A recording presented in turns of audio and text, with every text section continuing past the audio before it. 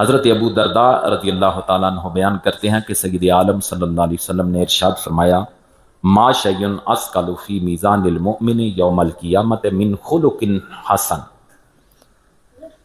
نبی کریم صلی اللہ علیہ وسلم نے فرمایا کہ قیامت کے دن مومن کے میزان میں اچھے اخلاق کے علاوہ اور کوئی چیز بھاری نہیں ہوگی۔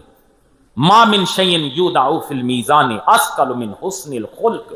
آقا کریم صلی اللہ علیہ وسلم کا ایک اور فرمان اسی مفہوم کا کہ میزان میں جو چیزیں رکھی جائیں گی ان میں اچھے اخلاق سے زیادہ وزنی کوئی اور چیز نہیں ہوگی۔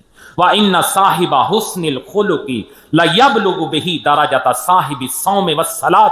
حضور کریم صلی اللہ علیہ وسلم فرماتے ہیں کہ آدمی اپنے اچھے اخلاق کی وجہ سے بکثرت نفلی نمازیں پڑھنے اور روزہ رکھنے والے شخص کے مرتبے تک پہنچ جاتا ہے۔ یعنی ایک بندہ وہ نفلی روزے کثرت سے رکھتا